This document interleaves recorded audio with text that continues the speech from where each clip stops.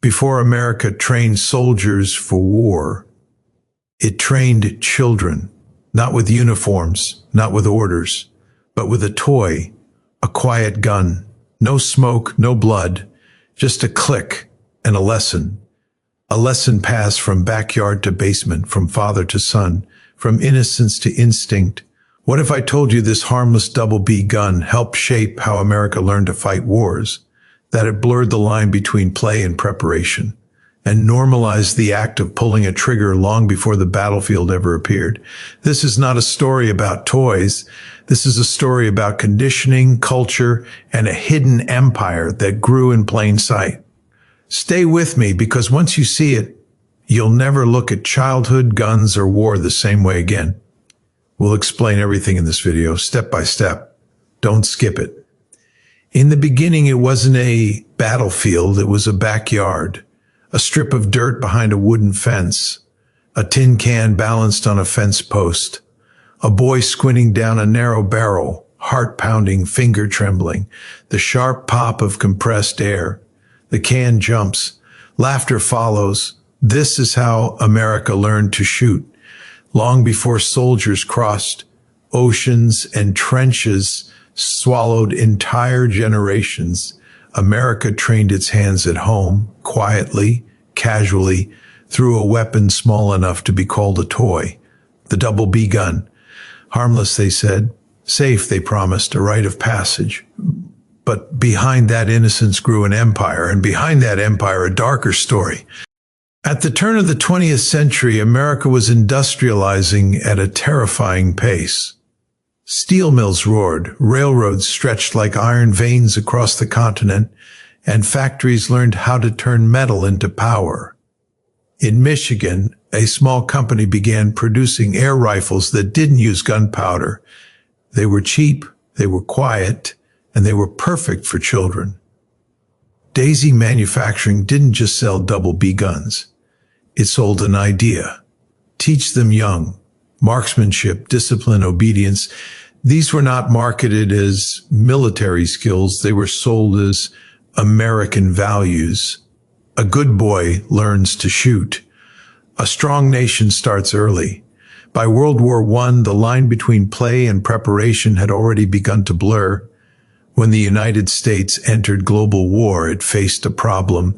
Millions of recruits, many with no firearms experience. The solution didn't come only from boot camps or firing ranges.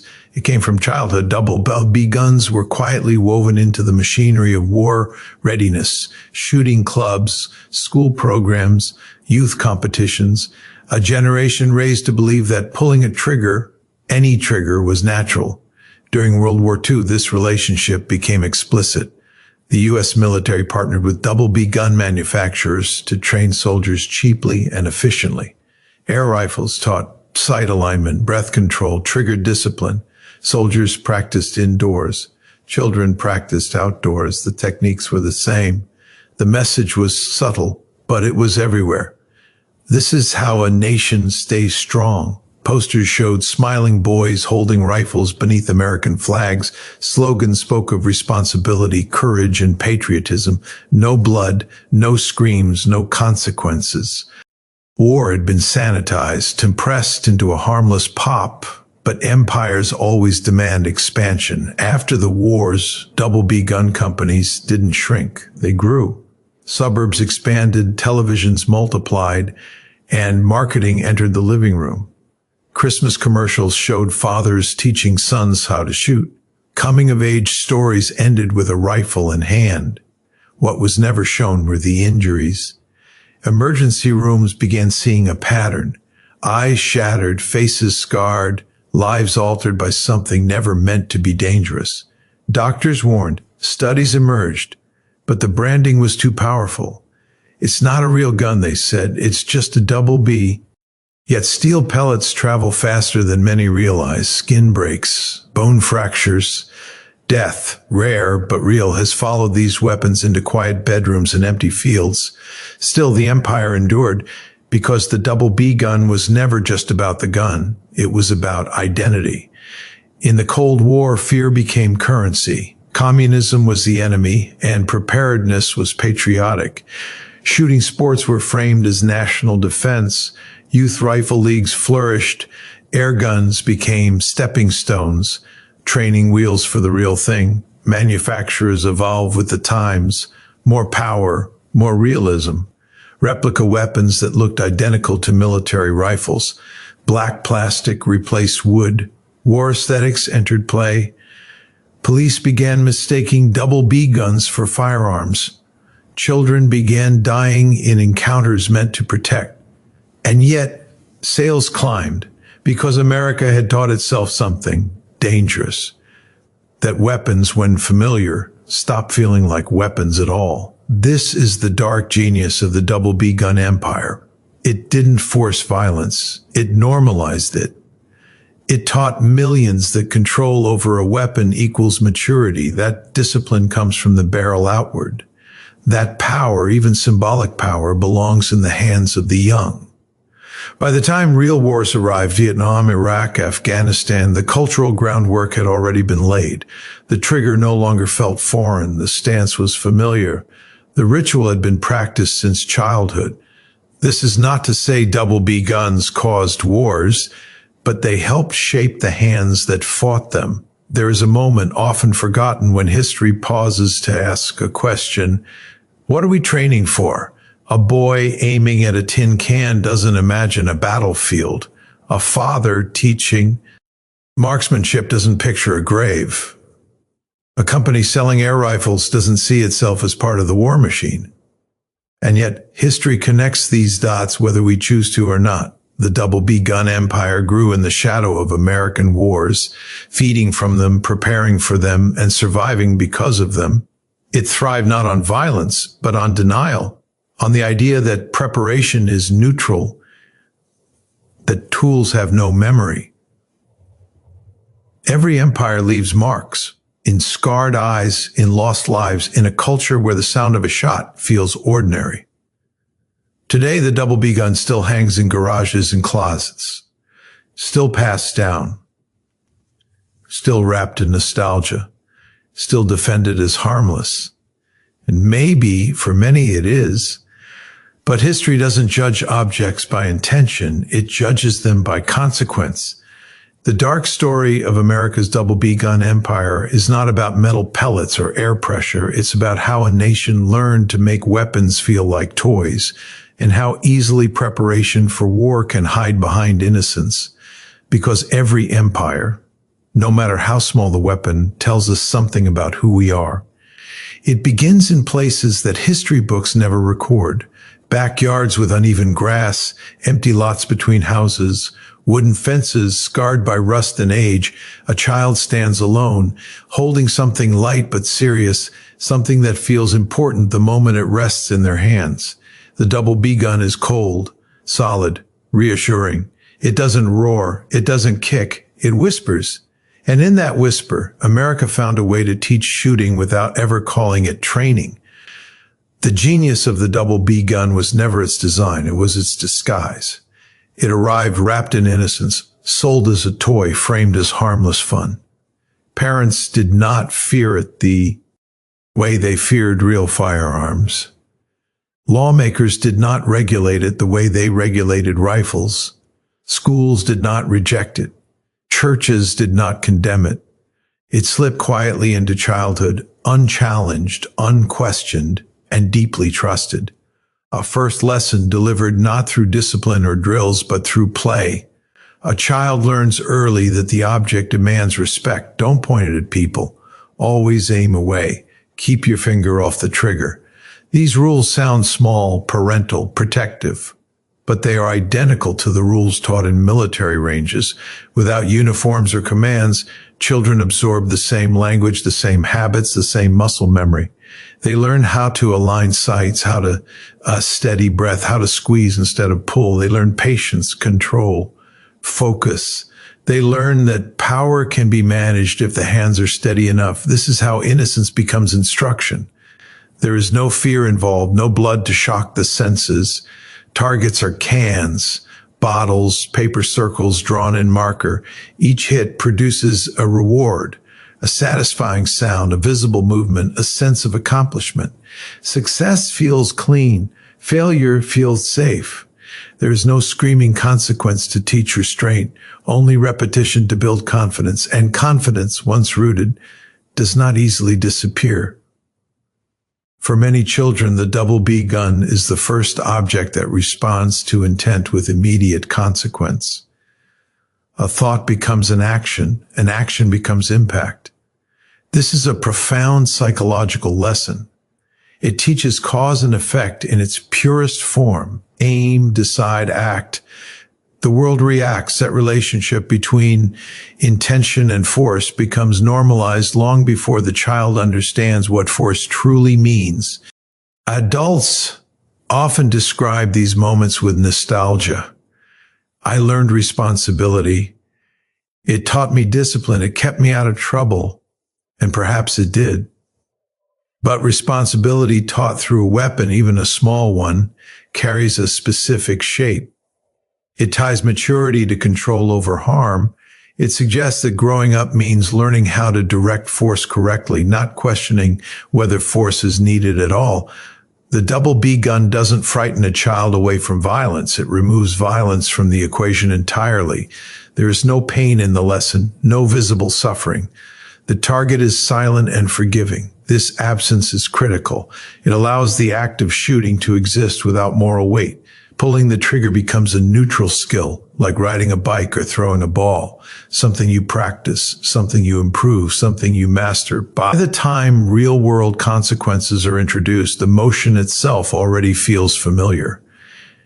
Historically, this was not accidental. In the early 20th century, as America watched Europe burn through industrialized warfare, military leaders worried about readiness. Marksmanship mattered, but training millions of civilians as soldiers was expensive and slow. The solution was cultural rather than institutional. Normalize shooting early. Let skills develop organically. Let families do the work. Double B guns filled that role perfectly. Cheap to produce, easy to use, safe enough to avoid outrage. They entered homes not as tools of war, but as symbols of wholesome American boyhood. Advertisements showed smiling faces, upright posture, and proud fathers looking on.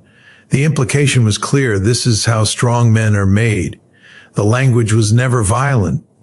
It was about character, about learning to aim straight, about earning trust, about proving readiness. Yet beneath that language was preparation, a quiet pipeline from play to proficiency. Children raised with double B guns often transition naturally to .22 rifles, then larger firearms. Each step felt earned, deserved. Each step reinforced the idea that skill with weapons was a mark of growth. By the time military service appeared on the horizon, the act of shooting no longer felt foreign.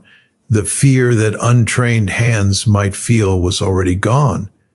This did not create soldiers on its own, but it removed a barrier. Innocence plays a powerful role in memory. Adults remember the joy, not the conditioning. They remember the laughter, not the repetition. They remember the freedom of being outdoors, not the posture drilled into their bodies. The training hides itself inside nostalgia, protected from criticism by emotion. And because it feels personal, it feels untouchable. Questioning this process feels like questioning childhood itself, like accusing parents of wrongdoing, like attacking tradition. So the cycle continues, passed from one generation to the next, defended with stories instead of statistics, feelings instead of outcomes. Yet the pattern remains: early exposure, familiarity, comfort, a belief that shooting is natural, manageable, and morally neutral when done the right way. The double B gun does not teach why force exists.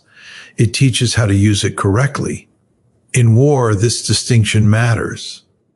Soldiers often speak of the moment when training takes over, when the body moves before the mind hesitates. That automatic response is not built in a single boot camp. It is layered, reinforced, normalized over time. For many, it begins not with a drill sergeant, but with a parent standing nearby. correcting grip, adjusting aim, praising accuracy. The darkest part of this story is not that children learned to shoot. It is that they learned without realizing they were being taught something larger. They learned that power could be held safely, cleanly, even joyfully. They learned that responsibility meant precision, not restraint. They learned that readiness was a virtue, even when no threat was present. Innocence did not protect them from training, it enabled it, and so the double B. The relationship was never announced. There were no parades, no formal declarations, no contracts framed on office walls for the public to admire. It unfolded quietly, behind factory doors and training manuals, in conversations where words like efficiency and cost-effective replaced anything that sounded like war. Industry did not march alongside the military.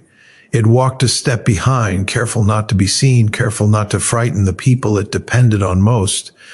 America's double B gun manufacturers were never officially arms dealers in the traditional sense. They did not build cannons or tanks. They did not supply frontline weapons that tore bodies apart. What they provided was something more subtle and, in the long run, more valuable: familiarity, a workforce and a future fighting force already comfortable with the mechanics of aiming, firing, and obeying the invisible rules of weapon handling. By the time the United States began to understand that modern war would be fought by millions, not thousands, the problem was clear. Training that many people from scratch was slow, expensive, and unpredictable. Fear interfered with learning. Recoil startled new recruits. Gunpowder smoke overwhelmed the senses. Mistakes wasted ammunition and time. The military needed a way to teach fundamentals before the uniform was ever worn. Industry was ready with an answer. Double B guns, air rifles, and pellet weapons required no explosives. They could be used indoors. They were cheap to manufacture and cheaper to maintain. A soldier could fire hundreds of rounds without draining resources meant for the battlefield. For manufacturers, this was an opportunity disguised as patriotism. For the military, it was a solution disguised as training innovation. World War II marked the moment when this quiet relationship became operational. As America mobilized, factories shifted overnight to support the war effort. Some built aircraft parts. Some stamped ammunition casings. Others provided training tools. Double B gun companies found themselves invited into conversations once reserved for ordnance experts, not because their products killed efficiently, but because they taught efficiently. Military training manuals began recommending air rifles for marksmanship drills. Barracks converted storage rooms into indoor ranges. New recruits learned sight picture, trigger control, and follow-through without the chaos of live fire. The logic was undeniable. Strip shooting down to its most basic elements. Remove fear, build habit, then reintroduce power later. What mattered was not the weapon. It was the process. Industry learned quickly. Military needs influenced design. Stronger springs, more accurate barrels, adjustable sights that mirrored those found on service rifles. Double B guns evolved, not as toys, but as simulators. Each change brought them closer to the real thing while still wearing the mask of safety. At the same time, this partnership shaped civilian life. Manufacturers understood that if the military valued these tools, so would the public.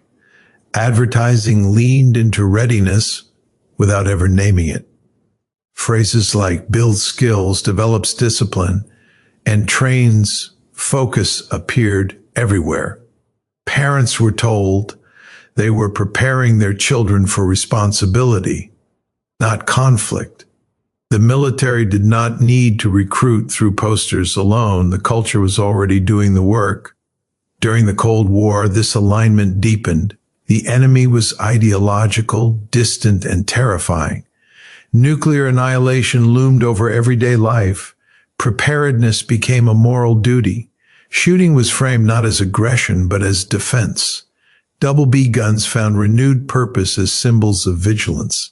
A nation on edge embraced anything that promised control in an uncontrollable world. Youth rifle programs flourished. Civilian marksmanship clubs received support and recognition. While official narratives emphasized sport and safety, the underlying benefit was clear. A population trained to handle weapons calmly. Industry provided the tools. The military inherited the results. There was no single moment where industry crossed a line into militarism. The line dissolved gradually. A recommendation here, a procurement contract there, a shared understanding that what benefited one would strengthen the other. Double B gun companies learned to speak the language of national security without ever appearing to do so. Even as wars ended, the relationship remained. Vietnam exposed the brutality of combat to the public in unprecedented ways. Trust in military leadership eroded. But the training pipeline did not collapse. It simply shifted back into the shadows. Double B guns stayed in homes, in basements, in summer camps, in school programs, framed as extracurricular activities. The tools outlived the wars that justified them. As technology advanced, so did the realism. Replica air rifles began to mirror service weapons in weight, shape, and appearance. For training purposes, this made sense. Muscle memory matters.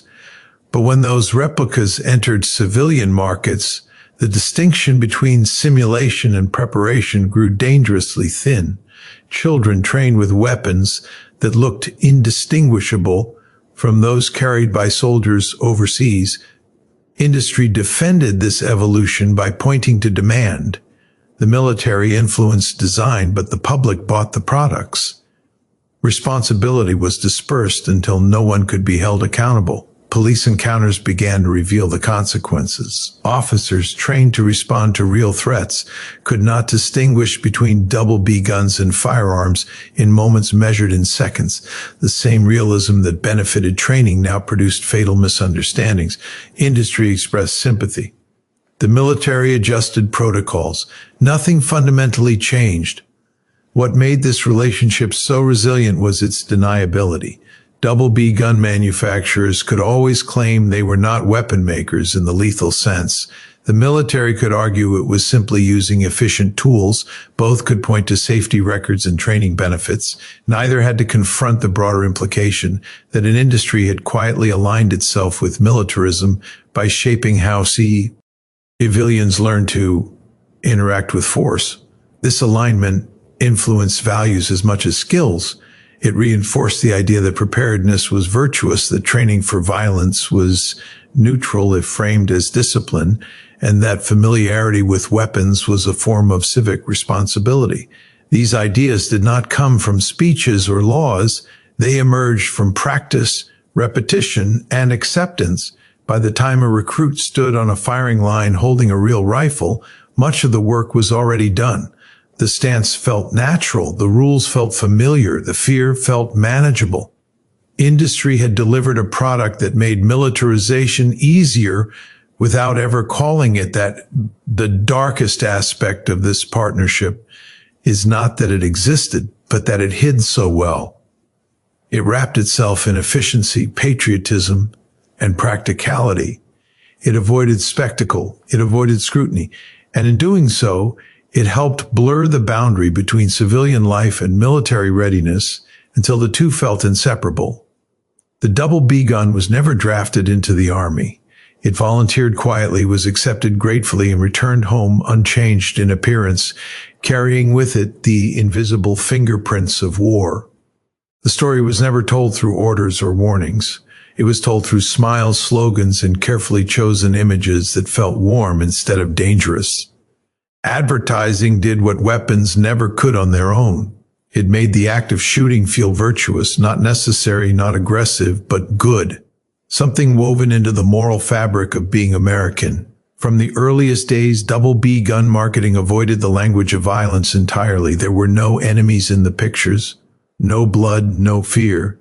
Instead, there were open fields, clean and upright boys standing beside fathers who looked proud, calm, and trustworthy. The weapon itself was rarely the focus. Character was, discipline, responsibility, patriotism. The gun was simply the tool through which these values were supposedly learned. This reframing was powerful because it shifted attention away from what the object did and toward what it symbolized. A double B gun was not sold as a device that fired metal projectiles. It was sold as a teacher, a guide, a builder of men. Marketing materials spoke of focus and self-control as if they were inseparable from the trigger. To question the tool felt like questioning the values attached to it. Patriotism became the shield. During times of war, this messaging intensified. Advertisements echoed national moods without ever mentioning battlefields. Flags appeared subtly in the background. Language hinted at readiness and strength. The implication was never direct, but it was understood.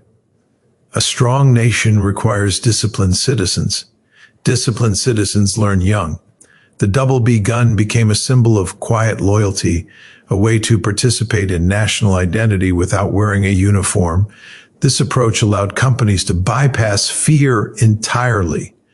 Parents who might hesitate at the idea of firearms were reassured by words like safe, controlled, and educational. The gun was framed as a tool of moral instruction, no different than a textbook or a coach. By the time safety warnings appeared, they felt secondary to the deeper message that ownership itself was an act of responsibility. Children absorbed these messages without resistance. They were not being told to prepare for war.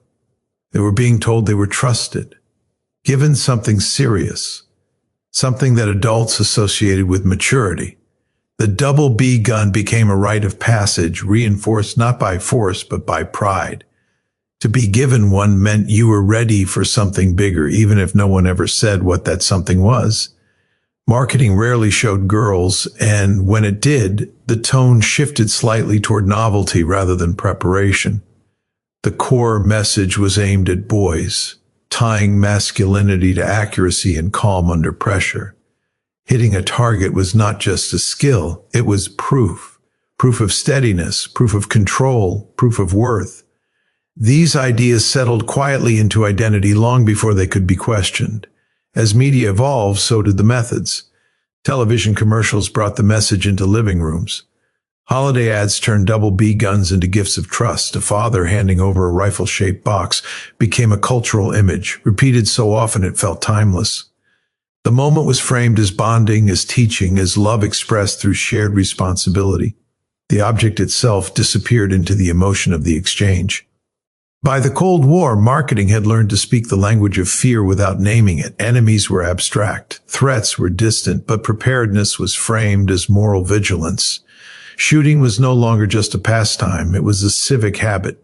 Even when ads focused on sport, the undertone remained. Skill matters, readiness matters, calm under pressure matters. The brilliance of this strategy was its subtlety. At no point did advertising suggest violence was desirable. Instead, it suggested that the ability to control violence was admirable. This distinction allowed the industry to occupy moral high ground while still normalizing the mechanics of harm. Shooting was presented as neutral, even noble, as long as the shooter was disciplined.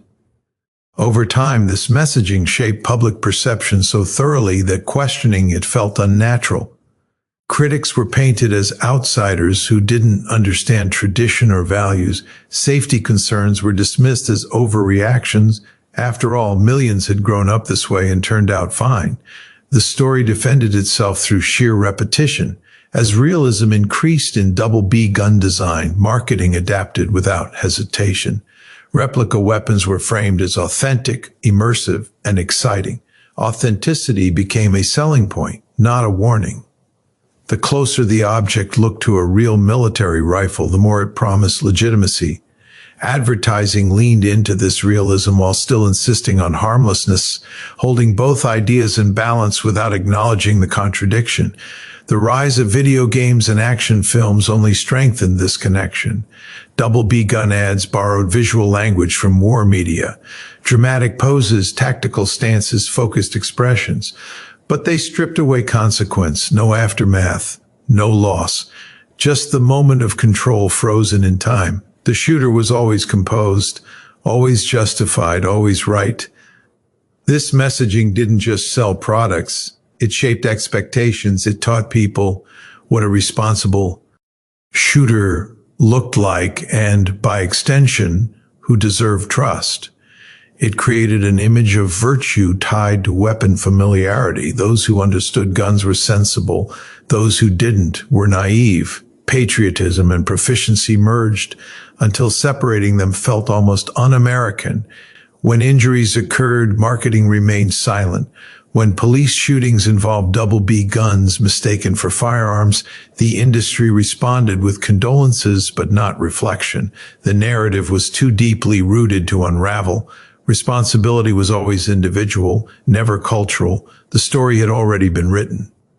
The most enduring effect of this marketing was how completely it removed moral friction. Shooting became a value-neutral skill wrapped in positive emotion. The act itself required no justification, only the user did, and as long as the user fit the image, discipline, patriotic control, the weapon was beyond question. This is how marksmanship stopped being seen as preparation for violence and started being seen as a measure of character, how a mechanical action became a moral one, how advertising didn't just sell double B guns, but sold the idea that learning to shoot was not only acceptable, but admirable, necessary, and deeply American. At first, the difference was obvious. A double B gun looked like a double B gun. Wood stocks were smooth and simple, barrels thin, designs unmistakably separate from the weapons carried by soldiers or police. No one confused them, no one panicked at the sight of one across a street. They occupied a clear space in the American imagination, tools for practice, for play, for learning, but not for real confrontation. That clarity did not survive progress. As decades passed, the demand for realism crept in quietly. Accuracy mattered more. Weight mattered more. Feel mattered more. Shooters wanted something closer to what they saw in movies, in magazines, in the hands of returning veterans. Industry listened. Design shifted. Plastic replaced wood. Black replaced brown. Sharp angles replaced rounded lines.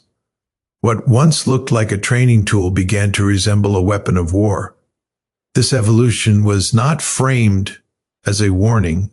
It was framed as improvement. Manufacturers spoke of authenticity, of immersion, of experience. The closer a double B gun felt to a real rifle, the more serious it was perceived to be. Seriousness became a selling point. Parents were told these replicas taught better discipline. Shooters were told they built better habits. Realism was marketed as responsibility, not risk. The object itself crossed the line long before anyone admitted the line existed. Replica double B guns were designed to mirror military and police firearms down to the smallest detail. Rails, scopes, tactical grips, magazines that looked identical to those loaded with live ammunition. Even the weight was engineered to match the real thing. In the hands of a trained adult, this realism felt like control. In the hands of a child, it felt like power. Context vanished. A double B gun was no longer instantly recognizable as harmless from a distance. It demanded interpretation. And in moments of fear, interpretation fails. Law enforcement training teaches officers to respond to perceived threats, not to pause for confirmation. A replica gun pointed in the wrong direction became indistinguishable from a lethal one. The same realism that industry celebrated became a death sentence in seconds. These incidents were treated as tragedies, not symptoms. Isolated events, unfortunate misunderstandings, each case mourned, then forgotten. The product itself remained unquestioned, protected by disclaimers and warnings printed in small text. The design continued unchanged. For children, the psychological shift was just as significant. Holding a replica double B gun did not feel like holding a toy. It felt like holding something adult, something powerful, something that commanded attention. The boundary between imagination and reality thinned. Play borrowed heavily from war imagery. Games mimicked combat scenarios. Language shifted from targets and cans to enemies and missions. The tool shaped the story. What had once been about marksmanship became about simulation. Not just how to shoot, but how to move, how to aim tactically, how to position the body as if danger were imminent. The double B gun no longer taught isolated skills. It taught posture for confrontation. It rehearsed violence without consequence.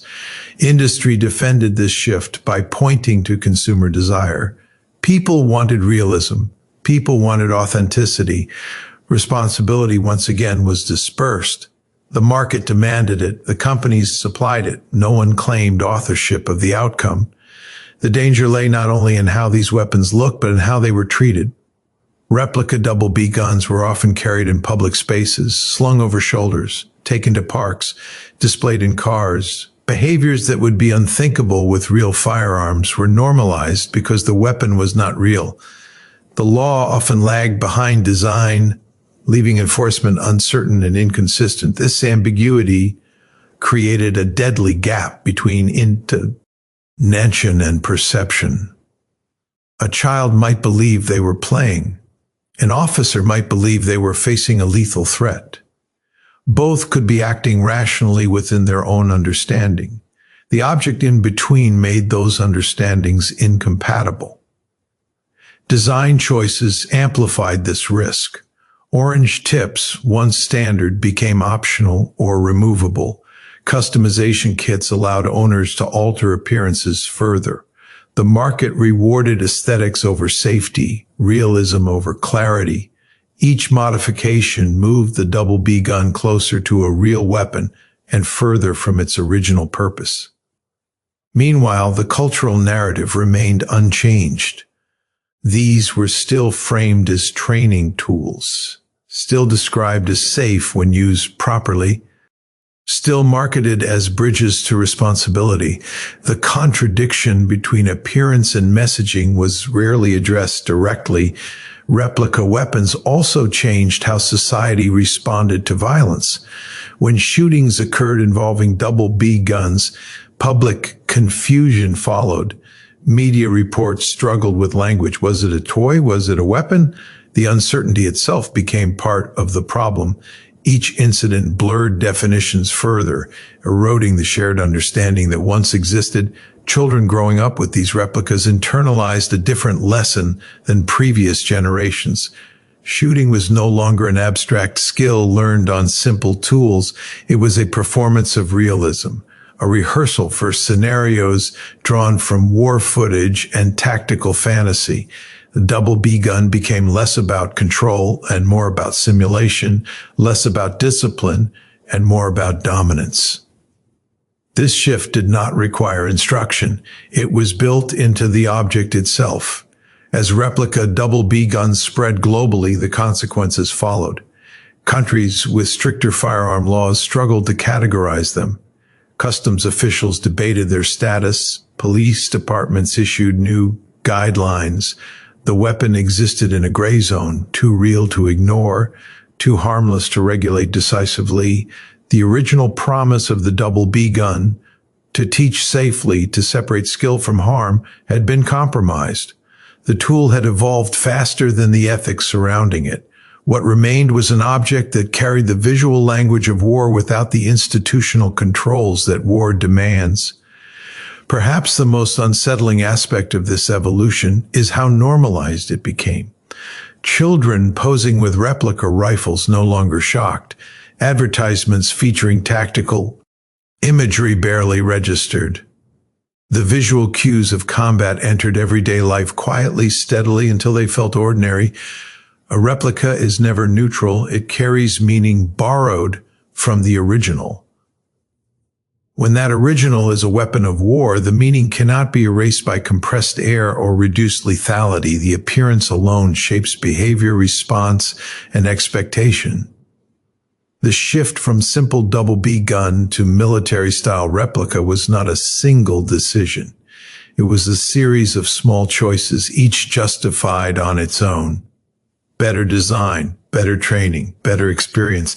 Together, they transformed an object meant to teach restraint into one that rehearsed confrontation, blurred perception, and placed deadly assumptions into the space between a trigger and a glance. It doesn't begin with hatred or anger. It begins with comfort, with familiarity, with the quiet understanding that a weapon, when handled correctly, is not something to fear. This idea settles in slowly, reinforced not by dramatic moments but by routine. A double B gun leaning in a corner, a pellet tin on a shelf, a set of rules memorized and repeated until they feel instinctive. Violence does not announce itself here. It dissolves into habit. Normalization is not about encouraging harm. It is about removing friction. The more often an object is handled without consequence, the less emotional weight it carries. A child who shoots at cans learns that pulling a trigger does not have to feel dangerous. The sound is small. The recoil is minimal. Nothing screams or bleeds. The body learns before the mind questions. Over time, the act separates itself from outcome. This separation is crucial. When violence is framed only by its extreme results, it feels distant. But when the mechanics of violence are practiced in safe, consequence-free environments, they become ordinary. The double B gun teaches that aiming and firing are neutral skills. They exist independently of morality. What matters is intention, control, and correctness. This lesson is subtle, but it is powerful. In this framework, the weapon itself fades into the background. It becomes a tool, no different than a hammer or a bat. Language reinforces this shift: responsible use, proper handling, training. These words soften the reality that the object's purpose is to project force. By focusing on behavior rather than impact, the conversation avoids discomfort. Children grow up fluent in this logic. They learn that danger lies not in the weapon, but in misuse.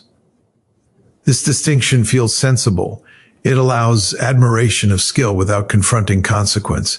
It suggests that harm is an anomaly, not an inherent risk. Over time, this belief becomes cultural common sense. Normalization also thrives on repetition. Shooting becomes an activity, not an event. Something done often enough that it stops feeling significant. The body relaxes, the mind disengages. What once required focus becomes automatic. Automatic actions are rarely questioned. They are trusted. This process extends beyond double B guns. It creates a pathway. Each step toward more powerful weapons feels smaller because the foundation has already been laid. The jump from air rifle to firearm does not feel like crossing a moral boundary. It feels like upgrading equipment. The skill set is already there.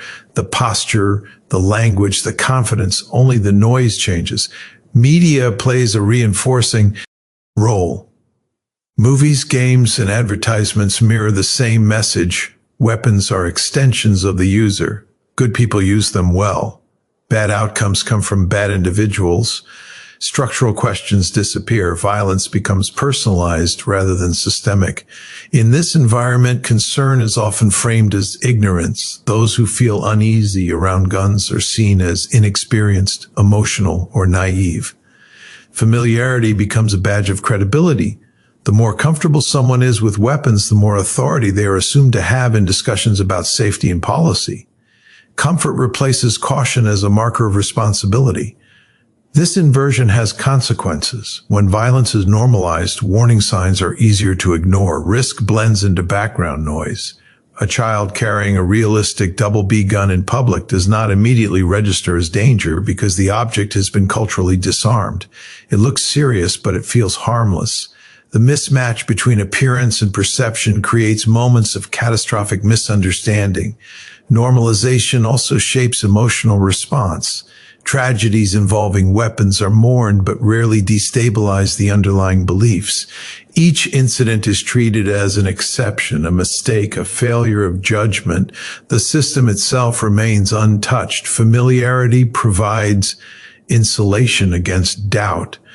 There is also a quiet emotional training at work. Learning to shoot teaches emotional regulation in the presence of force, steady hands, calm breathing, focus under pressure. These are valuable skills in many contexts, but when they are tied specifically to weapon use, they teach a particular lesson that emotional detachment is desirable when wielding power. Feeling lay. SS becomes a form of competence. In war, this detachment is necessary. In civilian life, it can be dangerous. Normalization blurs the line between readiness and expectation.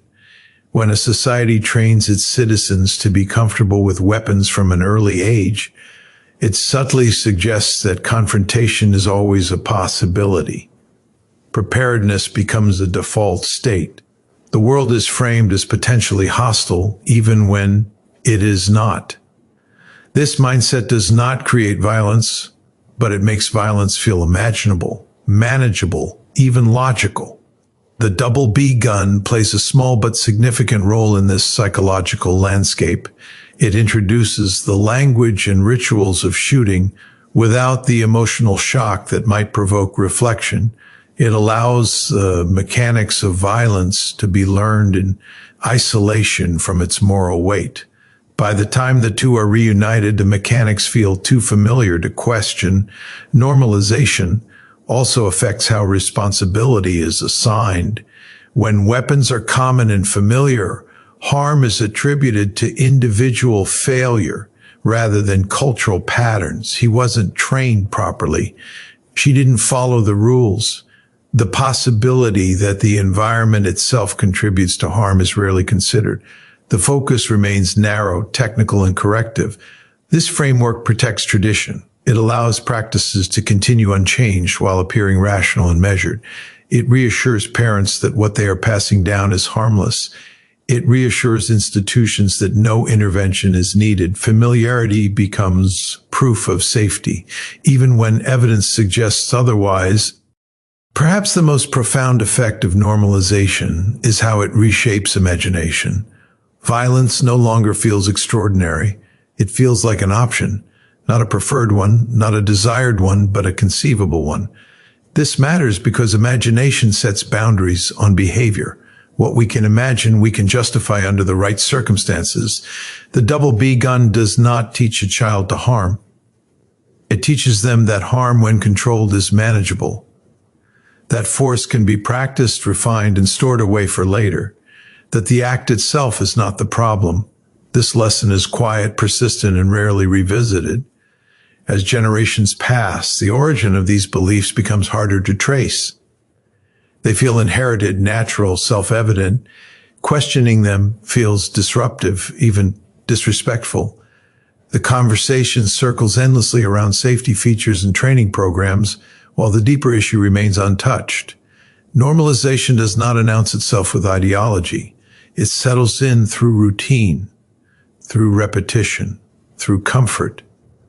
It lives in the absence of alarm, in the way a trigger pull can feel ordinary, in the way a weapon can feel like just another object, in the way violence, stripped of consequence and context, becomes abstract enough to live comfortably alongside everyday life, shaping instincts, expectations, and reactions without ever demanding acknowledgement of what it is preparing the mind to accept when the moment arrives, and the line between practice and reality dissolves into muscle memory and learned calm under pressure, as the world suddenly demands a response that feels familiar because it has been rehearsed so many times before in spaces that felt safe and innocent and control. Without ever asking why such rehearsal felt necessary in the first place. Thank you for listening, and don't forget to like and subscribe.